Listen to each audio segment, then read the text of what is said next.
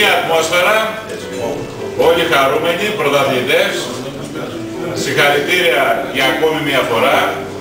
Το θέλατε, το θέλαμε, το πιστέψατε, το πιστέψαμε κι εμείς. Κάναμε σωστό σχεδιασμό, σωστή οργάνωση. Πρώτα σε εσάς, στον προπονητή, στην διοίκηση.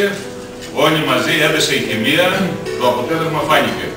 Τα πολλά λόγια είναι φτώχεια. Το χαρήκαμε όλοι μαζί. Συγχαρητήρια σε όλους μας. Πάντα πρωταθλητές.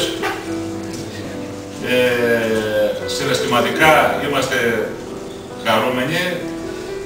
Από την άλλη πλευρά έχουμε μια ιδιαιτερότητα απόψε, γιατί τα πολλά λόγια όντως είναι φτώχεια. Όπως είχαμε πει, το πρωτάθλημα θα το αφιερώσουμε σε ένα παιδί το οποίο έφυγε γρήγορα, ήταν ποδοσφαιριστής της Δόξας. Ήταν ένα άτομο το οποίο όσοι το γνωρίσαν από κοντά είχαν μόνο καλά λόγια να πούνε, με ακέραιο χαρακτήρα, ηθικός, ποδοσφαιριστής πολύ καλός, όνομα Δημήτρης Σαμάρας. Κάποιοι το γνωρίσαν από κοντά, κάποιοι όχι. Αυτά γίνονται για να θυμούνται οι παλιοί και να μαθαίνουν οι νέοι. Έχουμε την τιμή, το πρωτάθλημα το αφιερώνουμε στον Δημήτρη λοιπόν. Σε αυτό το παιδί που έφυγε τόσο γρήγορα, έχουμε κοντά μας τον πατέρα του. Θα το αφιερώσουμε μία πλακιά. Είναι λίγο φορτισμένος, ήταν απόφαση αυτή της διοίκησης.